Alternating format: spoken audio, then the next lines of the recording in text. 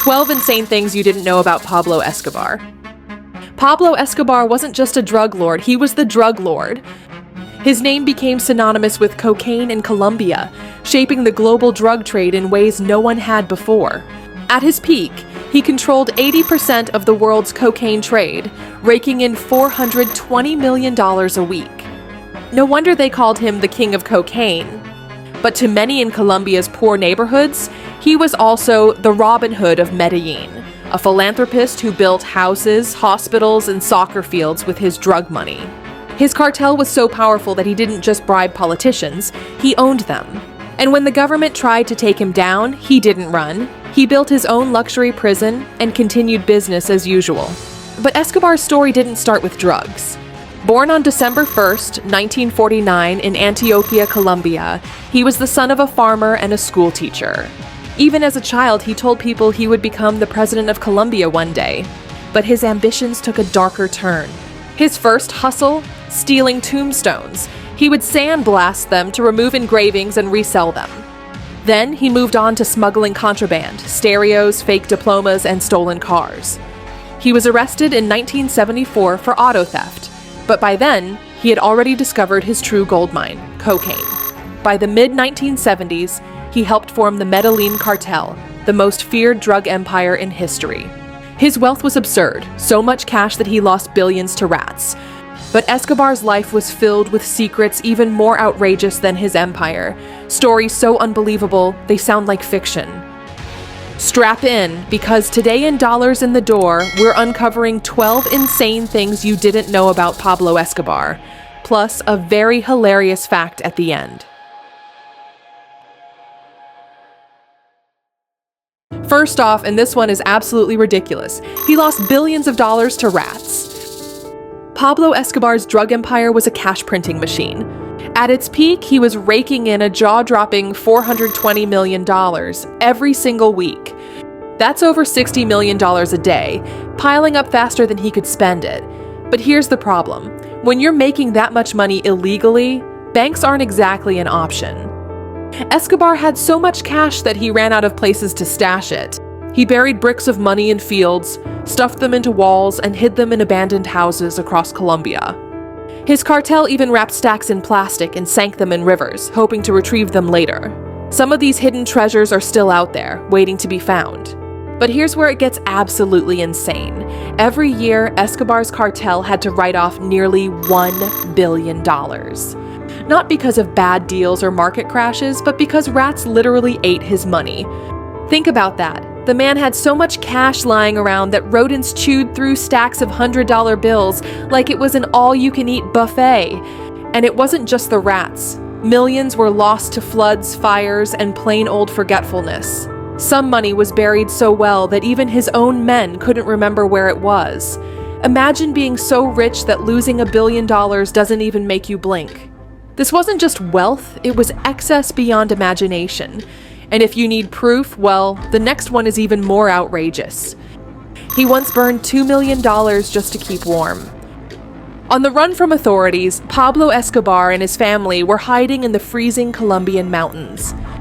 With no electricity, no firewood, and his daughter Manuela shivering uncontrollably, Escobar had to make a choice. Without hesitation, he grabbed $2 million in cash, stacked the bills together, and set them on fire. The flames crackled, casting shadows on the walls as they provided the warmth his daughter desperately needed. For most people, $2 million is life-changing money, enough to buy homes and cars or retire early. For Escobar, it was just fuel for survival. In that moment, the king of the Medellín cartel wasn't thinking about power or profit. He was just a father, burning millions to keep his child alive. But his spending didn't stop there. The third fact will blow your mind. He owned a private island for drug trafficking. Pablo Escobar didn't just move drugs. He built an entire logistics network to keep his empire running. And at the center of it all was Norman's Cay, a secluded island in the Caribbean that he turned into a high-security hub for smuggling cocaine into the US. This wasn't just some secret hideout. It was a fully operational drug trafficking base. Escobar and his associates transformed the island into a cocaine superhighway, complete with a private airstrip, warehouses stacked with drugs, heavily armed guards, and even luxury villas for his cartel's top men. At its peak, drug planes landed there almost daily, refueling before making the trip to Florida. Some could carry over 1,000 kilos of cocaine per flight, worth hundreds of millions on the streets. Speedboats patrolled the waters, making sure no one got too close. For a while, Norman's Cay was one of the most important pieces of Escobar's billion-dollar empire. But like everything Escobar touched, it eventually crumbled. After years of suspicion, U.S. authorities cracked down, forcing the cartel to abandon the island. Today, Norman's Cay is a tourist destination, and if you dive off its coast, you'll still find the rusting remains of a crashed cartel plane, a ghostly reminder of Escobar's insane drug empire. But his wealth wasn't just for islands and planes. At one point, he even offered to pay off Colombia's entire national debt. At the height of his power, Pablo Escobar wasn't just the richest criminal in history. He was one of the richest men in the world. With an estimated net worth of $30 billion, he had more money than he knew what to do with. And when his empire was threatened, he was willing to spend billions to protect it. His biggest fear was extradition to the United States. If that happened, he knew he'd never see freedom again. So, in one of the boldest moves in criminal history, he made the Colombian government an offer they couldn't ignore. Or so he thought. Escobar proposed to pay off Colombia's entire national debt, $10 billion, out of his own pocket. In return, he wanted total immunity from prosecution and a guarantee that he would never be sent to the U.S. Think about that. A single man offering to clear the financial burden of an entire country. It wasn't just a bribe. It was an attempt to rewrite the rules of power itself. But the government refused. Accepting the deal would have meant officially surrendering to a drug kingpin. And so, with his offer rejected, Escobar declared war. Bombings, assassinations, and all-out chaos followed, turning Colombia into one of the most dangerous places in the world. But even when the authorities finally pressured him to surrender, Escobar still called the shots. He built his own prison, and it was luxurious. When Colombian authorities finally pressured Pablo Escobar to surrender, he agreed, but only on his terms. Instead of rotting away in a real prison, he built his own. And it wasn't just any prison. La Catedral was more like a luxury resort disguised as a jail. Inside its high walls, Escobar lived like a king. His prison had a nightclub, a casino, a jacuzzi, a full bar, and even a professional-grade soccer field. He had personal chefs, expensive furniture, and massive parties with celebrities, politicians, and cartel associates.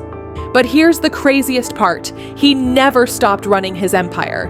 From inside La Catedral, he still gave orders, approved shipments, and orchestrated murders. The Colombian government had essentially given him a fortress to continue his criminal operations, just with fancier walls. Authorities turned a blind eye for a while, but everything changed when Escobar executed 2 of his own men inside the prison over a dispute about stolen money. That was the final straw. The government could no longer ignore what was happening. When they finally moved to transfer him to a real prison, Escobar did what he always did. He escaped. He vanished into the mountains, setting off one of the largest manhunts in history. La Catedral was supposed to be the end of his reign, but instead, it became just another chapter in his story of untouchable power. With an entire nation and the US government hunting him, Escobar had to be smarter, faster, and more unpredictable than his enemies. And at one point, that meant disguising himself as a bus driver. Pablo Escobar couldn't just rely on armed guards or secret tunnels.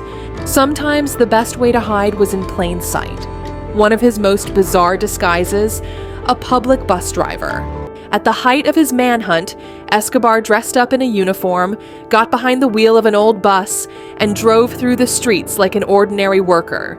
While police and military forces raided safe houses and searched private jets, the most wanted man in the world was casually picking up passengers and blending in with everyday Colombians. It was the ultimate irony. The same man responsible for flooding the streets with drugs was now hiding among the very people whose lives his empire had affected. And for a while, it worked. He used the disguise to move unnoticed between safe houses, slipping past checkpoints and evading capture time and time again. Escobar wasn't just a drug lord, he was a master of deception. And in his deadly game of cat and mouse, he proved that sometimes the best way to disappear is to become just another face in the crowd. Escobar's excess knew no limits. He even filled piñatas with cash at his kids' birthday parties. For most kids, breaking open a piñata means a shower of candy. But when your father is Pablo Escobar, candy just isn't extravagant enough. Instead, his children and their friends got something no other kids in the world did: piñatas stuffed with cash. Escobar's birthday parties were nothing short of legendary. He spared no expense, turning each celebration into an over-the-top spectacle. Exotic animals, fireworks, gourmet food, and mountains of gifts. Nothing was too much for his children.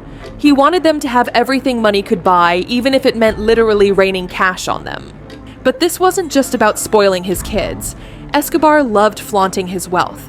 His parties weren't just celebrations, they were statements. They reminded everyone in his orbit just how much power he had. While most people struggled to put food on the table, he was stuffing piñatas with stacks of $100 bills like they were confetti. Because Escobar wasn't just a criminal, he idolized criminals, so much so that he bought Bonnie and Clyde's infamous getaway car. He saw himself as a modern-day outlaw, larger than life, unstoppable. And with more money than he could ever spend, he indulged in that obsession in the most extravagant ways possible. One of his most prized possessions? The actual getaway car used by Bonnie and Clyde, the infamous American crime duo who roamed the US in the 1930s, robbing banks and dodging police. Escobar bought their bullet-riddled Ford V8, adding it to his already insane collection of luxury cars, motorcycles, and rare vehicles. To him, this wasn't just a car, it was a symbol. Bonnie and Clyde were criminals who became legends, outlaws who defied the system until the bitter end. Escobar saw himself the same way, not just as a drug lord, but as a rebel against authority, someone who would be remembered forever. It wasn't enough for him to make billions. He wanted a legacy. And for a while, he had it. But just like Bonnie and Clyde, his story would eventually end in a hail of bullets. Yet, before his downfall, Escobar's cartel pioneered some of the most creative, almost unbelievable drug methods. Take a guess. Okay, one of them, hiding cocaine inside jeans. Pablo Escobar's cartel didn't just smuggle drugs. They pioneered some of the most creative trafficking methods in history. And one of their wildest tricks, turning jeans into drug mules. Instead of stuffing cocaine into suitcases or hiding it in shipments, Escobar's men found a way to soak denim in liquid cocaine. The jeans would be shipped like any other clothing, passing through customs without suspicion. Once they reached their destination, the cocaine would be carefully extracted, dried, and processed, ready to hit the streets. For a while, the plan worked brilliantly. Fashion shipments raised 0 red flags, allowing tons of cocaine to flow into the US right under the noses of authorities. It was smuggling disguised as everyday commerce, simple, effective, and nearly undetectable. But like all good things in Escobar's world, it didn't last. Authorities eventually cracked the code, tightening inspections and shutting down the operation. But Escobar's wealth wasn't just about power, it was about extravagance on a ridiculous scale. Case in point, he trained rare birds just for decoration. His lavish estate, Hacienda Nápoles, was proof of that. It had everything: luxury mansions, private airports, a full-fledged zoo with exotic animals flown in from across the world. But one of his strangest indulgences, spending $1 million to train rare Himalayan egrets to stay in a single tree. These birds weren't smuggled, sold, or even used as status symbols. They were just decoration. Escobar wanted them perched in the exact same spot at all times, purely because he thought it looked cool. And when you have unlimited money, you can turn even nature into an aesthetic choice. Trainers worked tirelessly to condition the birds, using food and reinforcement techniques to make them act like living ornaments. It was an absurd level of control, not just over people, but over the very environment around him. For Escobar, wealth wasn't about what money could buy. It was about reshaping reality itself. even if it meant paying a fortune just to keep a few birds in a tree. And his godlike control didn't stop there. Even his own men weren't safe. He was known for pulling cruel pranks on them just because he could. Pablo Escobar ruled with fear, power, and unpredictability, and sometimes that unpredictability came in the form of twisted, sadistic pranks on his own men. His idea of a joke wasn't just harmless fun, it was psychological warfare. He wanted his people to laugh one minute and fear for their lives the next. One of his cruelest pranks? Faking his own poisoning. During a meal with his men, Escobar suddenly began foaming at the mouth, convulsing as if he'd been poisoned. Panic erupted. His guards scrambled, unsure of what was happening.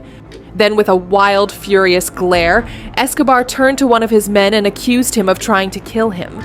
Before the poor guy could defend himself, Escobar's men tied him up, dragged him to the ground, and put a gun to his head. He begged for his life, swearing he was innocent. The standoff lasted 10 agonizing minutes, every second stretching into eternity. Then, Escobar suddenly burst into laughter. The foam in his mouth? Just an Alka-Seltzer tablet. The whole thing was a joke. But to his men, it was a terrifying reminder. Escobar wasn't just their boss. He was a man who could play God with their lives at any moment, just for fun. And finally, when his reign came crashing down, the world wasn't going to let him slip away easily. His death sparked the largest manhunt in history. By the early 1990s, Pablo Escobar was no longer untouchable. The world's most powerful drug lord had become the world's most wanted fugitive, and everyone wanted him dead. The Colombian government, the US DEA, the CIA, rival cartels, even his own former allies. With a $10 million bounty on his head, Escobar spent his final days in constant paranoia, hopping between safe houses, barely staying ahead of the massive manhunt that was closing in on him. The operation to take him down wasn't just a police effort, it was a full-scale war. The Search Bloc, a special Colombian task force trained by US forces, worked with intelligence agencies to track Escobar's every move. Satellite surveillance, wiretaps, paid informants, every tool possible was used to corner him. The Medellín cartel, once an unstoppable force, was crumbling. His wealth, power, and influence could no longer protect him. On December 2nd, 1993, Escobar made one last desperate call to his family. That was his mistake. The call was traced, leading authorities straight to a safe house in Medellín. Within minutes, Colombian police and special forces stormed the area. Escobar tried to run, scrambling across rooftops in his signature blue jeans and sandals.